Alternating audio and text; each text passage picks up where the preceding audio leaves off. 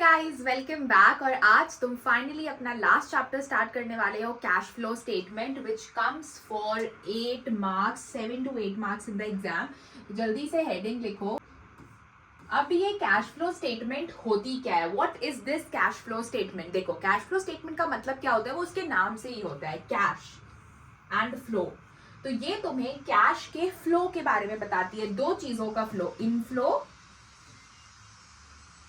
कितना पैसा आ रहा है, एंड आउटफ्लो, कितना पैसा जा रहा है। ठीक है, ये तुम्हें दो चीजों के बारे में बताती है। और कैश फ्लो एक ऐसी स्टेटमेंट्स है ना जो हर एक कंपनी को बनानी ही पड़ेगी, मतलब वो कंपनी कभी उस स्टेटमेंट को अवॉइड नहीं कर सकती है। जैसा तुमने statement of profit and loss बनाया, स्टेटमेंट ऑफ बैलेंस शीट बनाई, statement of changes in equity भी होता है जो तुम आगे चल के सीनियर स्टडीज में पढ़ोगे। ठीक है, वैसे ही कैश फ्लो स्टेटमेंट भी एक ऐसा स्टेटमेंट है जो हर एक कंपनी को बनाना है अपनी कैश फ्लो पोजीशन को एनालाइज करने के लिए कि कितना कैश आ रहा है और कितना कैश जा रहा है। ठीक है, अब कैश फ्लो स्टेटमेंट में तुम बेसिकली किस चीज का इनफ्लो और आउटफ्लो देखते हो? तुम देखते हो इनफ्लो और आउटफ्लो, कैश एंड कैश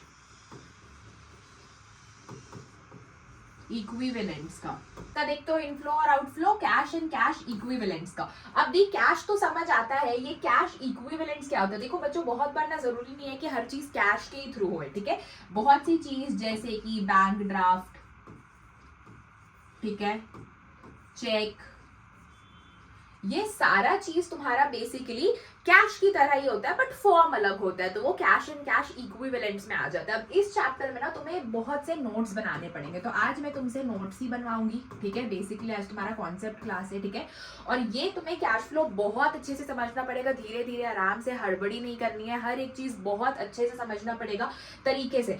तो नोट नंबर 1 तुम्हारा यही है। सबसे पहले तो तुमने क्या समझा कि कैश फ्लो स्टेटमेंट क्या है। इसमें हम स्टेटमेंट बनाते हैं कि एक कंपनी का, एक बिजनेस का कितना इनफ्लो और आउटफ्लो है, किसका, कैश एंड कैश इक्विवेलेंट्स का। तो सबसे पहला चीज है कि तुम्हारा कैश एंड कैश इक्विवेलेंट्स में आता क्या क्या है। सबसे पहला नोट तुम्हारा क्या है, कैश एंड कैश इक्विवेलेंट्स में आता क्या क्या है। कैश तो आता ही है तुम्हारा, बैंक ड्राफ्ट आता है, चेक आता है, इसके साथ साथ तुम्हारी एक और चीज आती है और वो होती है करंट इन्वेस्टमेंट। क्या? करंट इन्वेस्टमेंट, जिनको बहुत बार तुम्हें क्वेश्चन में मार्केटेबल सिक्योरिटीज के नाम से भी दिया जाएगा। सो मार्केटेबल सिक्योरिटीज दे या फिर करंट इन्वेस्टमेंट दे, ये दोनों चीज तुम्हारी किस में आती है, कैश एंड कैश इक्विवेलेंट्स पे। तो कैश हो गया, बैंक ड्राफ्ट हो गया, चेक हो गया, करंट इन्वेस्टमेंट्स हो गया, ये सब तुम्हारा कैश एंड कैश इक्विवेलेंट्स में आता है। ठीक है, नेक्स्ट, अब देखो बच्चों, जब तुम एक बिजनेस ऑपरेशंस चलाते हो ना, तो उस बिजनेस में ना तुम्हारे मल्टीपल ऑपरेशंस होते हैं। ठीक है, तो नंबर 2 लिखो, नंबर 2। ठीक है, हमारी ना basically cash and cash equivalents, जो अभी तुमने फर्स्ट पॉइंट में देखा कि कैश एंड कैश इक्विवेलेंट्स क्या होता है, तुम एक बिजनेस चला रहे हो, उसमें इनफ्लो और आउटफ्लो होगा कैश का। ठीक है, तो तुम्हारा एक opening cash and cash equivalents होता है, opening cash and cash equivalents. ठीक है, ये वो पैसा है जो तुम्हारे पास साल के शुरुआत में, मतलब तुम्हारे पास इतना पैसा साल के शुरू में है। ठीक है, और एक तुम्हारा होता है closing cash and cash equivalents, मतलब अब हर एक चीज करने के बाद तुम्हारे पास अब कितना पैसा बचा। ठीक है, ये वो है। तो फॉर एग्जाम्पल तुम्हारे पास ये था 1 लाख। ठीक है, और अभी इधर तुम्हारे पास एकदम एंड में 1,50,000 बचा। ठीक है, तो यहां से यहां तक आने में जो भी खर्चा हुआ, यहां से यहां तक आने में जो भी खर्चा बीच में हुआ, पैसा आया गया, कुछ भी हुआ, तुम्हारे पास अब कितना पैसा बच रहा है? तुम्हारे पास अब बच रहा है 1,50,000, मतलब कि शुरू में 1 लाख था, बट अब 1,50,000 है, मतलब मुझे 50,000 का फायदा हुआ। ठीक है, यही देखोगे तुम कि हाँ भाई, शुरू के बिजनेस में तो भाई 1 ही लाख था, लेकिन अब जब बिजनेस का क्लोजिंग हम कैश एंड कैश इक्विवेलेंट्स देख रहे हैं कि अब मेरे पास कितना कैश है, तो मतलब मेरे पास 50,000 कैश है, मतलब मेरे पास क्या हुआ, पैसा का इनफ्लो हुआ, मेरे पास ये 50,000 आया। ठीक है, तो बाबू ये तो तुम्हारा नेट वैल्यू है ना 50,000, ये तो तुम्हारा नेट वैल्यू है, ये तो तुम्हारा नेट वैल्यू है 50,000।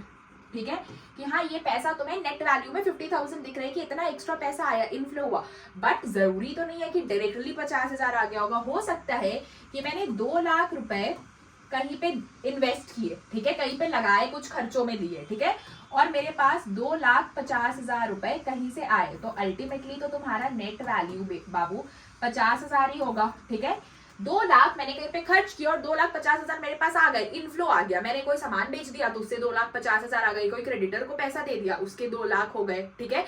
तो 2 लाख कोई क्रेडिटर को दिया, किसी डेटर से 2,50,000 आ गए, तो अल्टीमेटली 50,000 बचा। तो कहीं से भी ये तुम्हारा आया, ठीक है। तो तुम्हें बस ये देखना है कि opening cash and cash equivalent और closing cash and cash equivalent के बीच में जो भी तुम्हारा XYZ ट्रांजैक्शन हो रहा है, मतलब अभी तुम जैसे मैंने तुम्हें एक एग्जांपल बताया, क्रेडिटर्स को दिए 2 लाख, आ गए 2.5 लाख डेटर्स से, तो 50,000 का नेट वैल्यू दिखा। कोई भी तुम्हारा XYZ ट्रांजैक्शन हो रहा है, उन्हीं सब ट्रांजैक्शंस, जो भी तुम्हारा ये ट्रांजैक्शंस हो रहा है, उन्हीं सब ट्रांजैक्शंस को कौन रिकॉर्ड करता है? रिकॉर्ड करता है कैश फ्लो स्टेटमेंट। कि जो भी तुम्हारा इन बिटवीन ट्रांजैक्शन हुआ जिसकी वजह से तुम्हें पता चला कि इस साल के शुरू में तुम्हारे पास कितना कैश था और क्लोजिंग अब तुम्हारे पास कितना कैश के बीच में जो ट्रांजैक्शन हुई, वो तुम्हारा रिकॉर्ड करता है कैश एंड कैश इक्विवेलेंस, ठीक है। अब देखो बच्चों, इस तुम्हारे ट्रांजैक्शंस को ना 3 पार्ट में बांटा गया है, ठीक है। इस तुम्हारे ट्रांजैक्शन को बेसिकली 3 पार्ट में डिवाइड किया गया है। कौन कौन से 3 पार्ट दी? ये तुम्हें 3 पार्ट में बांटा गया है। सबसे पहला तुम्हारा आता है ऑपरेटिंग एक्टिविटीज, फिर तुम्हारा आता है इन्वेस्टिंग एक्टिविटीज, ठीक है।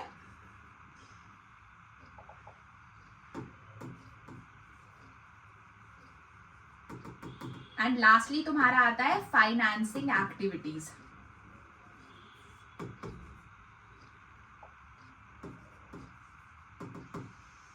इन्हीं ट्रांजैक्शन को 3 पार्ट्स में बांटा गया है, मतलब इसके अंदर बहुत से ट्रांजैक्शन हो रहे होंगे, तो इन ट्रांजैक्शन को 3 अलग अलग पार्ट्स में बांटा गया है ताकि और क्लैरिटी से समझ आए कि कौन सा ट्रांजैक्शन किसके पार्ट का है, ठीक है। अब जैसे कि ऑपरेटिंग एक्टिविटीज में बाबू तुम्हारे वो सारे ट्रांजैक्शन आ जाएंगे, जैसे कि तुम सेल, परचेज, तुम्हारे day to day business operations के सारे खर्चे, audit fees, administration expense, selling expense, हर तरीके का एक्सपेंस तुम्हारा आ जाएगा ऑपरेटिंग एक्टिविटीज में। तो तुम्हारा ऑपरेटिंग एक्टिविटीज में क्या क्या आ गया? बेसिकली तुम्हारा सेल, परचेज, बिजनेस के सारे एक्सपेंसेस तुम्हारे आ जाएंगे ऑपरेटिंग एक्टिविटीज में, ठीक है। इन्वेस्टिंग एक्टिविटीज, देखो नाम से ही पता चल रहा है इन्वेस्ट करना, तुम कहीं पे पैसा लगा रहे हो तो इन्वेस्ट तुम कहाँ पे करोगे? एक तो तुम फिक्स एसेट में इन्वेस्टमेंट करोगे और दूसरा तुम कोई भी नॉन करेंट इन्वेस्टमेंट में। तो इन्वेस्टिंग एक्टिविटीज में तुम्हारा कौन सा 2 चीज आ जाएगा? एक तो तुम्हारा आ जाएगा फिक्स एसेट्स और एक तुम्हारा आ जाएगा नॉन करेंट इन्वेस्टमेंट। ये 2 चीज तुम्हारा आ जाएगा इन्वेस्टिंग एक्टिविटीज में, क्योंकि करंट इन्वेस्टमेंट किसका पार्ट है? मैंने तुम्हें अभी बताया कैश एंड कैश इक्विवेलेंट्स का। तो तुम्हारा इन्वेस्टिंग मतलब फिक्स एसेट्स और नॉन करेंट इन्वेस्टमेंट्स। लास्ट है तुम्हारा फाइनेंसिंग एक्टिविटीज। फाइनेंसिंग एक्टिविटीज तुम्हारा रिलेटेड होता है शेयर कैपिटल से रिलेटेड होता है और नॉन करेंट लाइबिलिटीज से, ठीक है। अब मैं तुम्हें एक बात बता दूं, अब तक अगर तुमने स्कूल में कैश फ्लो रटा या तुमने कहीं पे भी कैश फ्लो रटा, मैं तुम्हें कैश फ्लो रटने नहीं दूंगी, मैं तुम्हें फॉर्मेट कॉन्सेप्चुअली याद कराऊंगी। मुझे वो अच्छा ही नहीं लगता है कि लोग टीचर बोलते हैं कि भाई कैश फ्लो स्टेटमेंट रट लो, फॉर्मेट रट लो, रटने के लिए नहीं है वो चीज। हाँ, तुम्हें बस याद करनी पड़ती है फाइनेंशियल स्टेटमेंट बुक में बैलेंस शीट और प्रॉफिट एंड लॉस, ताकि तुम्हें पता चले भाई वो लाइन वाइज कैसे लिखे। बट कैश फ्लो स्टेटमेंट वो रटने की चीज नहीं है, हम उसे कॉन्सेप्चुअली पढ़ेंगे। तो तुम्हें इतना तो क्लियर हो गया कि इन ट्रांजैक्शन को हम 3 पार्ट्स में डिवाइड करते हैं, ऑपरेटिंग एक्टिविटीज, इन्वेस्टिंग और फाइनेंसिंग। ऑपरेटिंग में हमारे सारे बिजनेस के डे टू डे ऑपरेशंस के खर्चे, sale, purchase, business expense. Investing activities में तुम 2 ही चीजों में इन्वेस्ट करते हो, या तो फिक्स एसेट्स में या नॉन करेंट इन्वेस्टमेंट में। और फाइनेंसिंग एक्टिविटीज में या शेयर कैपिटल आता है या नॉन करेंट लाइबिलिटीज आती है, ठीक है, कि क्या क्या ट्रांजैक्शंस होती है। अब यहाँ पे जल्दी से लिखो पॉइंट नंबर 3 बेसिकली अब हम देखेंगे जो तुम्हारे 3 तरीके के बेसिक एक्टिविटीज है। तुम्हारा सबसे पहला क्या है? चलो हम यहाँ पे अपने तीनों ट्रांजैक्शंस को ब्रीफली पढ़ेंगे कि व्हाट इज दिस 3 ट्रांजैक्शन। सबसे पहले यहाँ पे तो ये तुम्हारा ऑपरेटिंग एक्टिविटीज हो गया, ऑपरेटिंग एक्टिविटीज, ठीक है। ये हो गया तुम्हारा इन्वेस्टिंग एक्टिविटीज,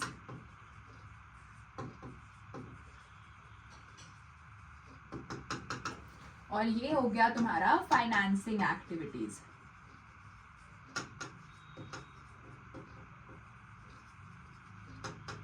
ठीक है, ये तुम्हारे 3 तरीके के एक्टिविटीज है। अब मैं तुम्हें इतना क्लियरली बता दूंगी ना कि पूरे कैश फ्लो स्टेटमेंट में इन सभी के अंदर क्या क्या चीजें आएंगी, तो तुम्हें किसी चीज का कोई भी टेंशन लेने की जरूरत नहीं है। सबसे पहला ऑपरेटिंग एक्टिविटीज में तुम्हारा सबसे पहला आ जाता है नेट प्रॉफिट। कैसे निकालेंगे दी सब सिखाऊंगी, अभी बस ये समझो किसके अंदर क्या आता है, ठीक है। ऑपरेटिंग प्रॉफिट, अब देखो ये सारा जितना भी प्रॉफिट है ये तो तुम अपने भाई day to day sale purchase अपने सारे बिजनेस एक्सपेंसेस से ही जनरेट करते हो, ठीक है, ऑपरेटिंग प्रॉफिट। और इसमें तुम्हारा एक और चीज आ जाता है cash generated from operations, cash generated from operations, operations में नीचे कर देती हूँ, wait, cash generated from operations, ठीक है। ये तुम्हारा आ जाता है ऑपरेटिंग एक्टिविटीज के अंदर, ये सारी चीजें, ठीक है। इन्वेस्टिंग एक्टिविटीज मैंने तुम्हें अभी बताया कि इन्वेस्टिंग एक्टिविटीज में तुम्हारी कौन सी 2 चीजें आती है। इन्वेस्टिंग एक्टिविटीज में तुम्हारी 2 चीजें आती है। कौन सी 2 चीजें? एक तो तुम फिक्स एसेट्स में जाते हो, प्लस तुम्हारी इसमें एक और चीज क्या आती है, non current investments, NCI, non current investments. तो या तो तुम फिक्स एसेट्स में इन्वेस्ट करोगे या तुम नॉन करेंट इन्वेस्टमेंट्स में इन्वेस्ट करोगे। तो फिक्स एसेट्स में बेसिकली क्या होगा, सेल ऑफ फिक्स एसेट, ठीक है, number 1। Number 2, purchase of fix assets, ठीक है। उसके बाद तुम क्या करोगे, ये तो हो गया। उसके बाद नॉन करेंट इन्वेस्टमेंट में भी तुम्हारा सेम ही चीज होगा, sale of non current investment या फिर purchase of non current investment, ठीक है। अब अगर तुमने कभी किसी भी अच्छी बिल्डिंग में इन्वेस्ट करके रखा है, तुमने खरीदी है बिल्डिंग, तो तुम्हें उससे रेंट भी मिलेगा, ठीक है, तो वो रेंट रिसीव्ड भी यहीं पे आ जाएगा, ठीक है। फॉर एग्जाम्पल कभी तुमने किसी शेयर्स में इन्वेस्ट करके रखा है तो उसमें तुम्हें डिविडेंड मिलेगा, डिविडेंड रिसीव्ड, ठीक है। किसी कंपनी के तुमने डिबेंचर्स को वो करके रखे हैं तो तुम्हें, किसी को तुमने डिबेंचर्स देकर रखा है तो तुम्हें उसमें इंटरेस्ट मिलेगा, इंटरेस्ट रिसीव्ड, ठीक है। तो ये सारे तरीके के 1 2 3 4 5 6 7 ये ऑल 7 आइटम्स तुम्हारे इन्वेस्टिंग में जाते हैं। जब भी तुम सेल करोगे किसी फिक्स एसेट का, तुम्हारे पास पैसा आएगा, तुम प्लस करोगे, परचेज करोगे तो तुम्हें पैसे माइनस कर देने हैं, फिर सेल करोगे तो पैसा आएगा, परचेज करोगे तो माइनस कर देने, रेंट रिसीव्ड में तुम्हारे पास पैसा आएगा, डिविडेंड रिसीव्ड में पैसा आएगा, इंटरेस्ट रिसीव्ड में पैसा आएगा। तो तुम्हें बस यही जानना है कि पैसा आ रहा है कि पैसा जा रहा है, इनफ्लो हो रहा है कि आउटफ्लो हो रहा है। Cash flow statement is all about this. एक भी फॉर्मेट में तुम्हें रटने नहीं दूंगी, तुम्हें बस ये पता होना चाहिए कि इन्वेस्टिंग में क्या ऐड होता है और क्या माइनस होता है। तो आज के क्लास में तुम्हारा होमवर्क यही है कि तुम बस आज इस वीडियो को देखोगे और ये एनालाइज करोगे क्या तुम्हें याद करनी है और क्या नहीं याद करनी। ट्रेडिंग प्रॉफिट में हमने देख लिया। इन्वेस्टिंग में तुम क्या करोगे, सेल कर रहे हो कभी किसी फिक्स एसेट को तो तुम उसको ऐड कर दोगे, परचेज कर रहे हो तो माइनस, सेल करोगे नॉन करेंट इन्वेस्टमेंट को तो ऐड, परचेज करोगे तो माइनस, रेंट मिला, डिविडेंड मिला या इंटरेस्ट मिला तो ऐड कर देंगे, ठीक है। अब आ जाते हैं फाइनेंसिंग एक्टिविटीज में। फाइनेंसिंग एक्टिविटीज में मैंने तुम्हें 2 चीजें बताई, क्या क्या आता है, शेयर कैपिटल और नॉन करेंट लाइबिलिटी। ये 2 चीज तुम्हारा आ जाता है फाइनेंसिंग एक्टिविटीज में, ठीक है। देखो शेयर कैपिटल में अब तुम्हारा बेसिकली क्या क्या आएगा, तुमने इशू किया शेयर, इशू ऑफ शेयर, ठीक है, इशू ऑफ शेयर को तुम ऐड कर दोगे, ठीक है। नंबर 2, शेयर तुमने इशू किया तो तुम उसको ऐड कर दोगे। इसी तरह तुम क्या इशू करते हो, इशू ऑफ शेयर तुम्हारे 2 तरीके के होते हैं, या तुमने प्रेफरेंस शेयर कैपिटल किया तो इसको भी तुम ऐड कर दोगे। तुमने डिबेंचर्स इशू किए, इशू ऑफ डिबेंचर्स, ठीक है, इसको भी तुम ऐड करोगे। अब अल्टीमेटली अब जब तुम्हें इनका रीपेमेंट करना है, ठीक है, तुम्हें रीपेमेंट करना है कुछ भी, रीपेमेंट ऑफ शेयर्स या फिर तुम्हारा प्रेफरेंस शेयर्स, ठीक है, तो तुम ये दोनों में माइनस करोगे। कभी भी कुछ रीपे कर रहे हो, ठीक है, तुम किसी भी डिबेंचर को रिडीम कर रहे हो, मतलब रिडम्पशन होता है डिबेंचर का, ठीक है, रिडम्पशन ऑफ डिबेंचर, तो इसको भी तुम माइनस करोगे, ठीक है। अब देखो यहाँ पे क्या था, कभी तुमने शेयर्स में इन्वेस्ट किए तो तुम्हें डिविडेंड मिलता है, तुम रिसीव करते हो तो वो इन्वेस्टिंग में चला जाएगा, ठीक है। लेकिन कभी तुम्हें अगर डिविडेंड पे करने पड़ गया, जब तुम इशू कर रहे हो शेयर्स तो तुम्हें डिविडेंड भी पे करने पड़ेंगे, ठीक है, तो तुम्हें डिविडेंड पे करने पड़ जाएंगे। तो डिविडेंड पेड तुम्हारा किस में आ जाएगा, फाइनेंसिंग का पार्ट बन जाएगा, और ये तुम माइनस करोगे। तुम्हें इंटरेस्ट देना पड़ रहा है, इंटरेस्ट देना पड़ रहा है, इंटरेस्ट पेड लिखो, इंटरेस्ट पेड, ये भी तुम माइनस करोगे, ये भी इधर ही आ गया, ठीक है। इसी तरीके से छोटी छोटी चीज याद रखनी है। डिविडेंड रिसीव हो रहा है, इंटरेस्ट रिसीव हो रहा है, मेरे पास पैसा आ रहा है, वो इन्वेस्टिंग में जाएगा। तुम्हें पे करना पड़ रहा है जस्ट बिकॉज क्योंकि तुमने शेयर इशू किए थे, डिबेंचर्स इशू किए थे, तो तुम्हें डिविडेंड पे करना पड़ रहा है, इंटरेस्ट पे करना पड़ रहा है, तो ये तुम्हारे को फाइनेंसिंग में दिखने को मिल जाएंगे, ठीक है। बस ये तुम्हें छोटी छोटी चीजें याद रखनी, बस इतना ही आता है तुम्हारा ऑपरेटिंग, इन्वेस्टिंग और फाइनेंसिंग में। तो अगर तुम्हें ये चीज याद हो गई, तुम्हें लाइफ में कैश फ्लो का फॉर्मेट रखना नहीं पड़ेगा, जस्ट मेक इट कॉन्सेप्चुअल, ठीक है। तो ये हो जाती है। चलो, ये मैंने तुम्हारे लिए फॉर्मेट बना दिया। ये जो तुम्हें यहाँ पे ब्लू ब्लू दिख रहा है, वो मैंने रूलर की मदद से ये स्ट्रेट लाइंस ड्रॉ किया है, क्योंकि we are not good at drawing lines, इसीलिए तुम्हें वो दिख रहा है, क्योंकि क्लीन फॉर्मेट लगे इसीलिए आई डिड दिस। चलो, अब सबसे पहले तुम लिखोगे पर्टिकुलर्स। फॉर्मेट बहुत सिंपल है, पर्टिकुलर्स लिखोगे, यहाँ पे रुपीज, यहाँ पे वापस से रुपीज, ठीक है।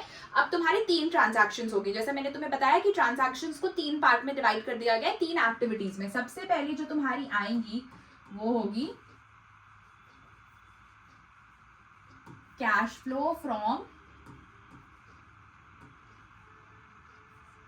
ऑपरेटिंग एक्टिविटीज, ठीक है। इसके बाद तुम नंबर 2 ले लोगे, cash flow from investing activities, ठीक है। And number 3, the final one is cash flow from financing activities. ये तुम्हारे 3 तरीके के एक्टिविटीज हो गए, ठीक है। I hope it is clear, ठीक है। देखो, अब इसके अंदर कुछ सर्टेन आइटम्स आएंगी। अब क्या क्या आइटम्स आएंगी वो तुम्हें देखना जरूरी है, ठीक है। सबसे पहला तुम्हारा हम देखेंगे इन्वेस्टिंग एक्टिविटीज और फाइनेंसिंग एक्टिविटीज, फिर तुम्हें ऑपरेटिंग एक्टिविटीज समझाऊंगी। देखो, इन्वेस्टिंग एक्टिविटीज में मैंने तुम्हें 2 चीजें बताई। क्या बताई? कि तो तुम फिक्स एसेट्स में इन्वेस्ट करोगे, या तो तुम नॉन करेंट इन्वेस्टमेंट्स में इन्वेस्ट करोगे, ठीक है। अब फिक्स एसेट्स में अगर तुमने इन्वेस्ट किया तो इसमें तुम्हारा बेसिकली क्या आ जाएगा, ये तो 4 चीजें तुम्हारी कॉमन रहेंगी, ठीक है। सेल ऑफ फिक्स एसेट, ठीक है, sale of non current investment, fix assets, and तुम्हारा इसमें क्या आ जाता है, नॉन करेंट इन्वेस्टमेंट्स। यहां ब्रैकेट में मैं लिख भी दे रही हूं, नॉन करेंट इन्वेस्टमेंट, ठीक है। तो सेल ऑफ फिक्स एसेट करोगे या sale of non current asset करोगे, इन दोनों में तुम क्या करोगे, इसको प्लस कर लोगे, ठीक है। नेक्स्ट तुम करोगे purchase of fix asset, purchase of fix asset, या तो तुम करोगे purchase of non current investment, यही दोनों काम करोगे, और ये दोनों परचेज में तुम इनको माइनस कर लोगे, ठीक है। ये काम तुम्हें आता है, अच्छे से करने आता है। चलो, ये हो गया। इसके अलावा तुम्हारे और 2-3 एक्सपेंसेस हो जाते हैं, जैसे कि रेंट। इसके बाद तुम्हारे और 2-3 चीज इन्वेस्टिंग एक्टिविटीज में आ जाते हैं, जैसे कि रेंट रिसीव्ड, ठीक है, तुमने कोई बिल्डिंग वगैरह खरीद के रखी है, ऐड कर देंगे। नेक्स्ट, तुम्हें अगर कभी कुछ इंटरेस्ट मिल गया, इंटरेस्ट रिसीव्ड, ठीक है, इसे भी ऐड कर देंगे। कभी किसी शेयर्स में इन्वेस्ट करके रखा है तो डिविडेंड मिल जाएगा, डिविडेंड रिसीव्ड, ठीक है। तुम्हारा इतना ही चीज यहाँ इन्वेस्टिंग एक्टिविटीज में आने वाला है, ठीक है।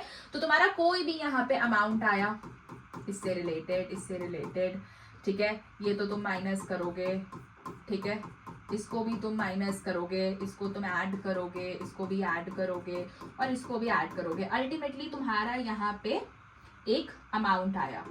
ये जो अमाउंट है ये तुम यहाँ बाहर शिफ्ट करोगे, और इस अमाउंट को तुम बोलोगे cash generated from investing activities, ठीक है, ठीक है। फाइनेंसिंग एक्टिविटीज, फाइनेंसिंग एक्टिविटीज में तुम्हारे कौन से 2 चीजें आएंगे, शेयर कैपिटल, ठीक है, और एक तुम्हारा आ जाएगा नॉन करेंट लाइबिलिटी।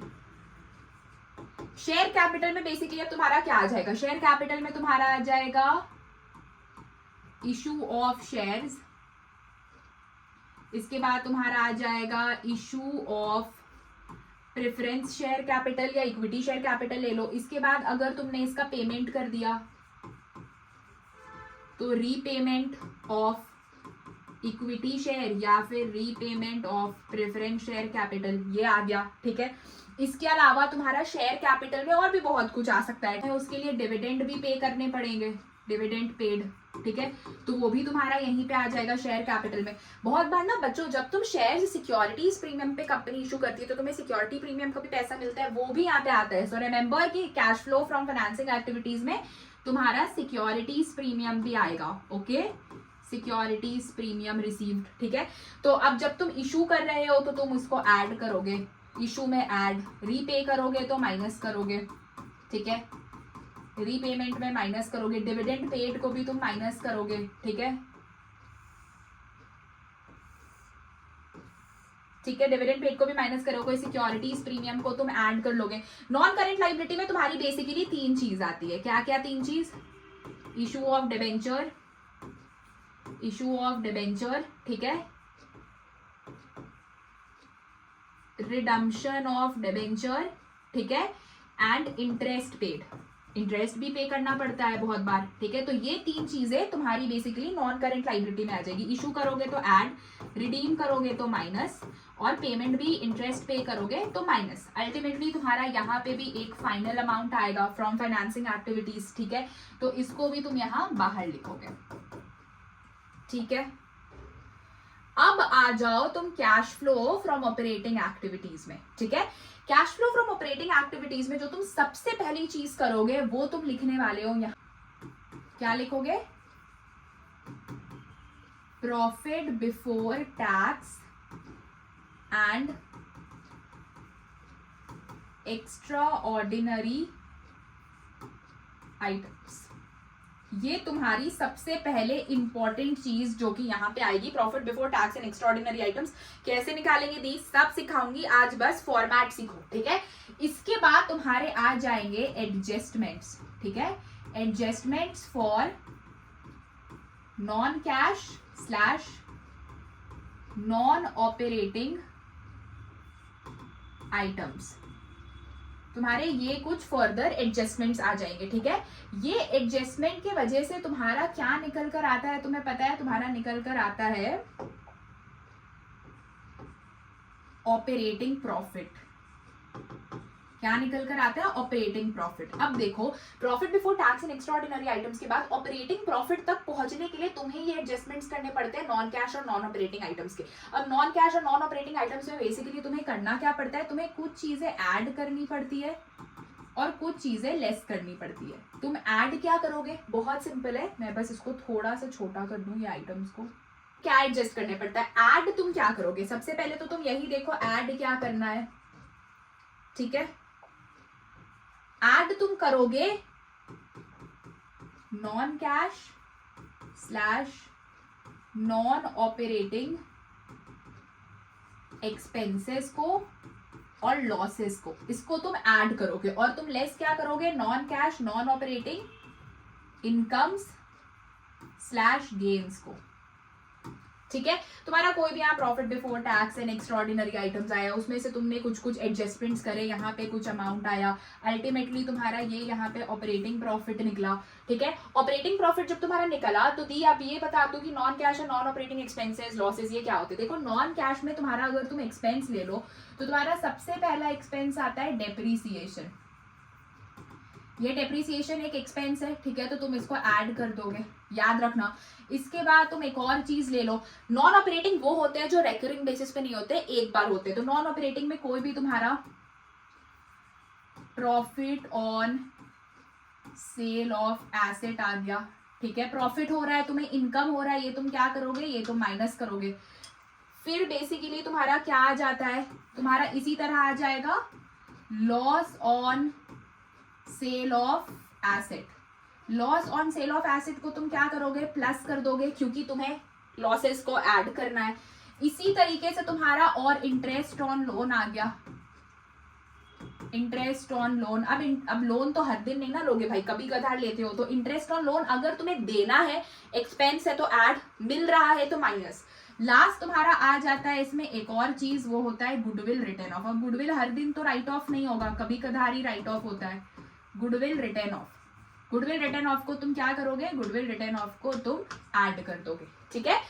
ये कुछ non cash non operating items होते हैं। फिर तुम्हारी ऑपरेटिंग प्रॉफिट आ जाएगा। ऑपरेटिंग प्रॉफिट जब तुम्हारा ये यहाँ पे ऑपरेटिंग प्रॉफिट आया, ऑपरेटिंग प्रॉफिट आने के बाद यहाँ पे तुम कुछ एडजस्टमेंट्स करोगे, किसका, करंट एसेट का और करंट लाइबिलिटीज का। अब याद रखना कि करंट लाइबिलिटी का नेचर बहुत सेम चलता है। अगर करंट लाइबिलिटी बढ़ रही है तो तुम उसको ऐड करोगे, और अगर करंट लाइबिलिटी घट रही है तो तुम उसको माइनस करोगे, ठीक है, अमाउंट बाहर। करंट एसेट अगर बढ़ रहा है तो तुम उसको माइनस करोगे, और अगर करंट एसेट तुम्हारा घट रहा है तो तुम उसको प्लस करोगे।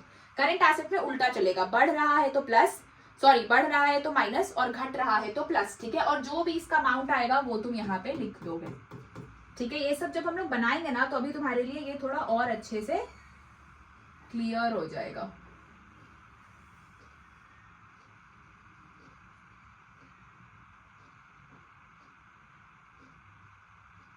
ठीक है, ये हो गया। ये सब करने के बाद तुम्हारे को मिलेगा cash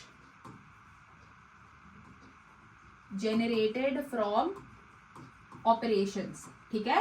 cash generated from operations या करंट एसेट करंट लाइबिलिटी के बाद आएगा, वो तुम यहाँ पे लिखोगे। इसमें से तुम लास्ट जो एक चीज माइनस करोगे वो तुम माइनस करोगे इनकम टैक्स। टैक्स तुमने जब यहाँ पे से माइनस कर दी, जो भी तुम्हारा XYZ टैक्स आया, तो यहाँ पे ये तुम्हारा फाइनल ऑपरेटिंग एक्टिविटीज आया, जिसको तुम यहाँ बाहर लिखोगे, ठीक है। So this is how you make cash flow statement. तुम्हारा बन जाता है।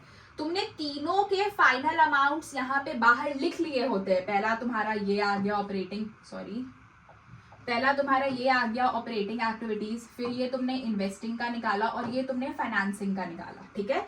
तो तुम अपना फॉर्मेट यहाँ नीचे पे बड़ा करोगे, और तुम यहाँ पे A plus B plus C करोगे, मतलब operating 1, second is investing B and third is financing C। मतलब ये तीनों को जो बाहर तुमने लिखा है उसको ऐड करोगे, ये वाइट वाले को ऐड करने के बाद यहाँ पे तुम्हारा जो भी अमाउंट आएगा इसमें तुम ऐड करोगे opening cash and cash equivalents. जब तुम opening cash and cash equivalents को यहाँ पे ऐड करोगे तो जो तुम्हारा आंसर यहाँ पे आएगा वो आंसर तुम्हारा होता है closing cash and cash equivalent. मतलब अभी जब हम कैश फ्लो के क्वेश्चंस बनाएंगे ना तो तुम्हें बैलेंस शीट दी होती है, उसमें सब आइटम्स लिखे रहते हैं। तो बैलेंस शीट में तुम्हें opening cash and cash equivalents भी दिया रहेगा और closing cash and cash equivalents भी दिया रहेगा। और कैश एंड कैश इक्विवेलेंट्स निकालते कैसे वो भी मैंने तुम्हें बता दिया कि उसमें क्या क्या चीजें आती है। कैश से रिलेटेड बैंक ड्राफ्ट, चेक और मार्केटेबल सिक्योरिटीज, मतलब करंट इन्वेस्टमेंट भी तुम्हारा कैश एंड कैश इक्विवेलेंट्स में आता है। तो तुम्हें बहुत बार वो कैलकुलेट भी करना पड़ता है। तो जब तुम्हारा कैलकुलेट करने के बाद ये वाला अमाउंट आया A plus B plus C करने के बाद, मतलब operating plus investing plus financing करने के बाद ये जो तुम्हारा अमाउंट आया इसमें तुम क्या ऐड करोगे, opening cash and cash equivalent, जो कि तुम्हें क्वेश्चन में दिया रहेगा। Opening cash and cash equivalent तुम्हारे बैलेंस शीट में दिया रहेगा, ठीक है। जब वो तुम ऐड करोगे तो तुम्हारा ये जो फाइनल अमाउंट आएगा ना, ये वही अमाउंट होगा जो तुम्हारा कैश एंड कैश क्लोजिंग दिया रहेगा क्वेश्चन में। तो इससे तुम चेक भी कर सकते हो कि हाँ तुम्हारी कैश फ्लो स्टेटमेंट सही है। तो this is a checking thing. Now this is how you do cash flow statement. इसमें से एक चीज भी तुम्हें रटने की जरूरत नहीं पड़ेगी, आई फील सो, क्योंकि ये मैंने तुम्हें सब कुछ बता दिया कि इन्वेस्टिंग में क्या आता है, फाइनेंसिंग में क्या आता है। थोड़ा अगर इन्वेस्टिंग और फाइनेंसिंग और ऑपरेटिंग में थोड़ा सा कहीं पे गलती होती है तो वो ऑपरेटिंग में गलती होने की चांसेस होती है, क्योंकि इसमें थोड़ी ज्यादा चीजें हैं। तो इसी के लिए ऑपरेटिंग मैंने तुम्हें लास्ट में समझाया था। That's all, this is your cash flow statement. अगर तुमने ये समझ लिया तो आज के बाद कैश फ्लो तुम्हें कभी टफ नहीं लगेगा। बस आज की वीडियो को 1-2 बार देख लेना, आई होप तुम्हें ये क्लियर हो जाएगा। फिर कल हम ऑपरेटिंग का अलग से क्वेश्चन करेंगे, इन्वेस्टिंग का अलग से, फाइनेंसिंग का अलग से, फिर एक फुल फ्लेज क्वेश्चन, ताकि तुम्हारे लिए सब कुछ क्लियर हो जाए। ओके।